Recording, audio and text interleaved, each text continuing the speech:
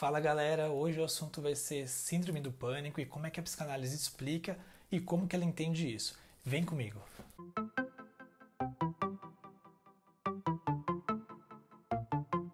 Para a gente falar de Síndrome do Pânico, vamos entender o que é isso para a psicanálise. E ela aparece lá atrás como sendo uma neurose de angústia. Freud vai descrever os sintomas que a gente vê hoje, né, e que são classificados como um ataque de pânico ou síndrome do pânico, como uma neurose de angústia.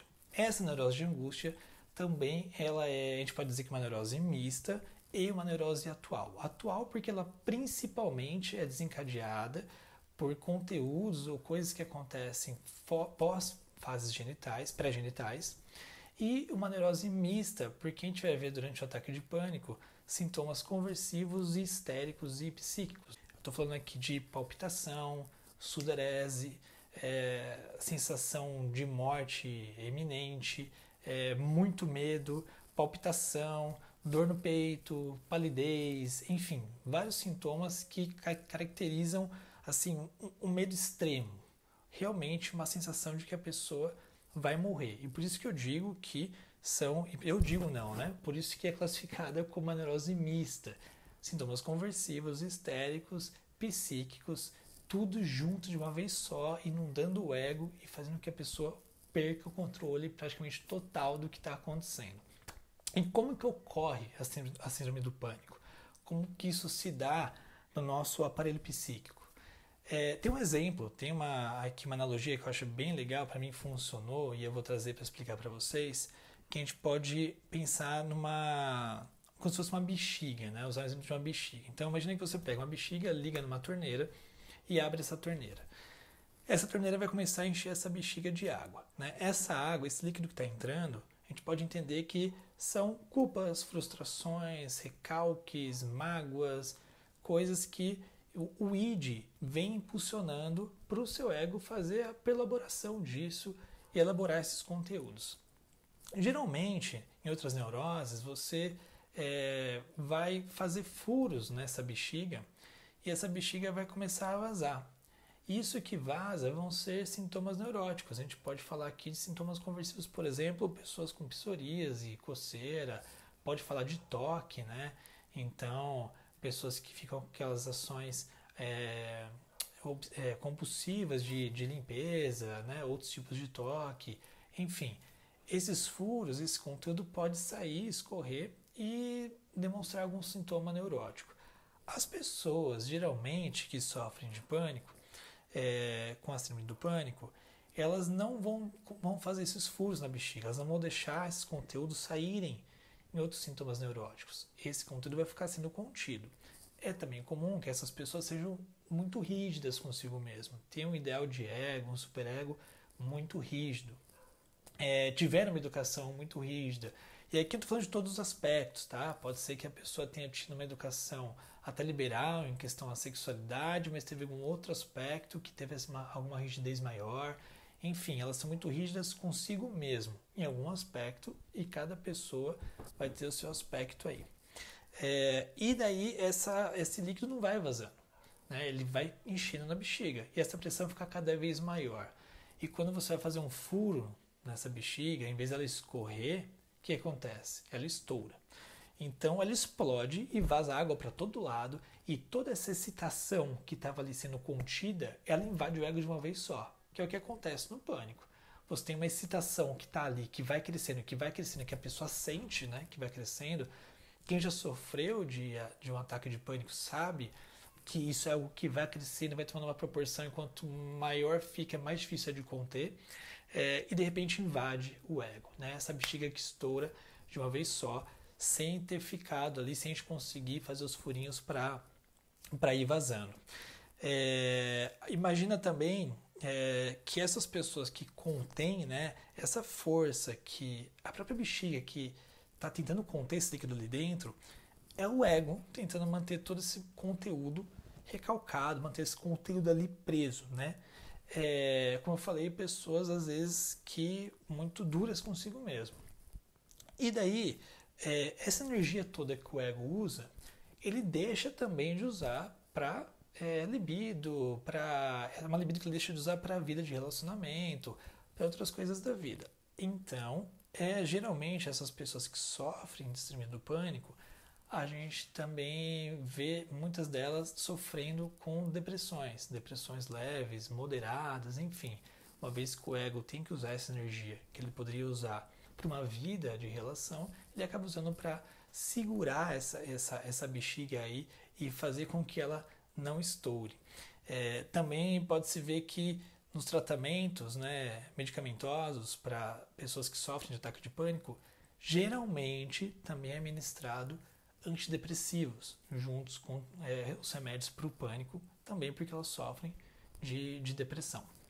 É interessante ver que, e o Winnicott também vai trazer isso, né, de personalidades fóbicas, que tem uma relação muito próxima, semelhante inclusive dos sintomas, do pânico com a neurose fóbica ou uma fobia. Então, pessoas que têm fobia de elevador, de algum tipo de animal. Quando uma pessoa está frente àquele objeto do qual ela tem fobia, sintomas que alguém tem num ataque de pânico vão aparecer também. Então, palpitação, medo, todo aquele seu sistema se preparando para luta ou fuga, é isso que acontece na síndrome do pânico. Tem barulho que eu falei. Na fobia, você está vendo qual que é o objeto que está despertando esse medo em você. Na fobia, você consegue se afastar desse objeto, pelo menos você tem ciência do que é. Você está simbolizando e externalizando, de certa maneira, esse seu medo, né? Está colocando ali, fica naquele objeto, externalizei e agora eu consigo me afastar disso. Na síndrome do pânico, falta esse simbolismo, falta trazer esse simbólico para o jogo. Então a pessoa não sabe exatamente o que está acontecendo, do que tem medo, e por isso que o pânico ele ocorre em ocasiões muito inesperadas. A pessoa às vezes está dormindo, tem ataque de pânico, às vezes ela está no teatro, no cinema, está em casa, enfim, existem diversas situações onde o pânico pode acontecer. E é difícil você conseguir conectar o que foi exatamente que despertou. Por isso também que pessoas que sofrem disso acabam tentando fazer conexões, mesmo que inconscientes, com o que foi que despertou o pânico nelas, né? O que foi que despertou aquele ataque. Então, se ela está no cinema e teve o ataque lá, ela vai imaginar que, poxa, então pode ter sido o cinema. E agora ela já tem receio de voltar ao cinema, não vai mais ao cinema porque ela já teve um ataque. E se ela depois vai no mercado e tem um ataque no mercado, ela fala, poxa, também o mercado, não vou voltar mais lá. E só de pensar em voltar, já cresce uma excitação nela. Com isso, é comum que pessoas que vão tendo cada vez mais ataques de pânico vão ficando cada vez mais reclusas em casa, porque tem medo de sair para outros lugares onde já tiveram ataques e sofreram ataques de pânico. Elas vão se afastando, né? Então isso vai tendo um impacto social muito ruim nelas e que vai piorando a condição, né, do pânico. E quando a gente fala de causas, né, o que poderia estar causando, o que poderia ser a causa, porque algumas pessoas têm pânico, porque outras pessoas não têm pânico. Porque se a gente lembrar da torneira, que está jogando ali recalque, conteúdos recalcados, frustrações, mágoas, culpas, todo mundo vai ter isso. Mas por que algumas pessoas vão ter pânico e outras não vão ter? E daí tem duas hipóteses aqui, né? Duas frentes que a gente pode olhar, dois olhares diferentes, duas perspectivas. Uma delas a gente pode entender, uma visão um pouco mais lacaniana, falar da fragilidade da lei. Se a gente pensar como a lei, como aquela que priva, mas também vai te amparar. Eu quero dizer com isso, vamos pegar um exemplo bem tosco. Você vai na rua e você tem uma certa segurança um certo nível de segurança, que você não vai ser assaltado e nem morto, por exemplo. Alguém não vai chegar e vai te atropelar com um carro. No que está baseado nisso? Existem leis, né? Então aquela mesma lei que fala, olha, você não pode fazer isso, você não pode ir lá e fazer tal coisa, também é uma lei que te ampara, com que os outros não possam fazer isso com você, né? Então é uma lei que vai ditar o que você pode e não pode, mas também dita o que o outro pode e não pode. Então ela te priva, mas também te ampara. Quando a gente fala disso, de uma lei precária, a gente está falando de uma inscrição da falta, né? Isso é bem lacaniano, que foi feito de modo precário. E daí falta um simbólico para te ajudar a preencher esse real. Vou dar um outro exemplo para ficar mais fácil de entender isso se você não é muito lacaniano. Vamos pegar uma criança que ela pega e está desamparada. O que é isso, né? A mãe está olhando para essa criança e de repente a mãe para de olhar para a criança, opa, tô desamparada, minha mãe não está mais olhando para mim aqui, mas ela está olhando para algo. Tá faltando algo em mim, mas deixa eu ver o que minha mãe está olhando. E daí eu vou olhar, não, está olhando para aquilo. Isso que sua mãe olha é o nome do pai, né? E é isso que vai fazer você então tentar trazer, através do que sua mãe olha, falar, acho que é isso que me falta, né?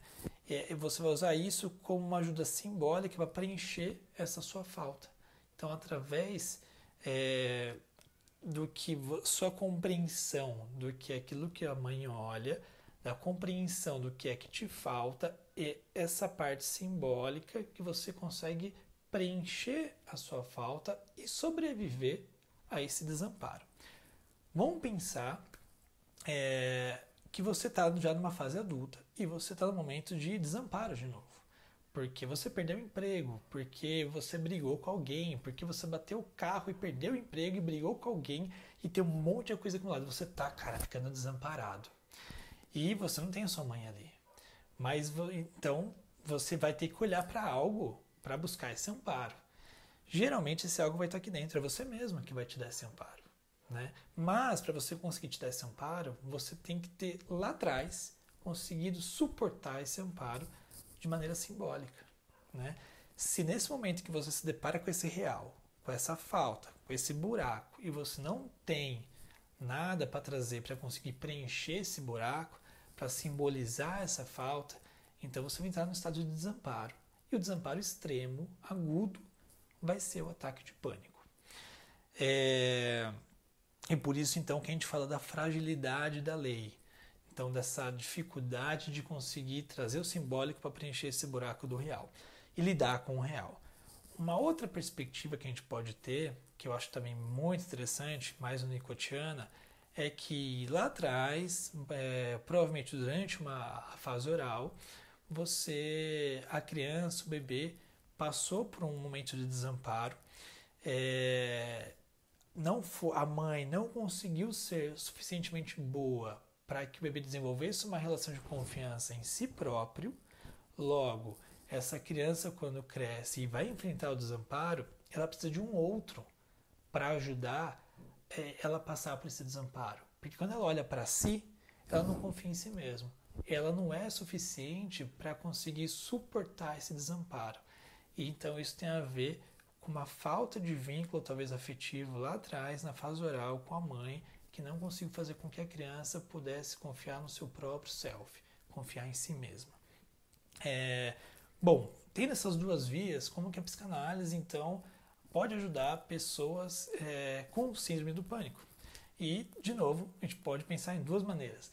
Uma das maneiras é fazendo com que essa pessoa, então, aumente o tamanho dessa bexiga ou torne essa bexiga que eu falei, né, mais rígida, menos propensa a estouro. Estamos falando de, então, tentar tornar esse ego mais forte, fazer com que esse ego consiga suportar mais pressão, fazendo com que esse ego consiga contra-investir mais, né, que ele confie mais em si próprio, que ele olhe para si para suportar, então, todo esse conteúdo, essas excitações. Essa é uma maneira. A outra maneira é eu pegar e diminuir o quanto de água que entra nessa bexiga. E como que eu diminuo isso? Eu vou já no momento em que eu tenho, que eu estou no momento de acumulando ali angústias, mágoas, culpas e frustrações, etc., eu vou diminuir essa vazão de água. Então, é lógico que não é tão simples quanto falar, mas eu vou me culpar menos, eu vou me frustrar menos, eu vou ter menos expectativas. E assim você diminui essa vazão de água que vai entrar para pressionar essa bexiga. São duas vias que a gente pode pensar. Fortaleço o que eu tenho para aguentar mais, mas também diminuo o que entra de pressão. Bom, espero ter ajudado um pouquinho para entender como que é o pânico para a psicanálise. Se você gostou, deixa o like aí, se inscreve no canal. Bons estudos e até a próxima.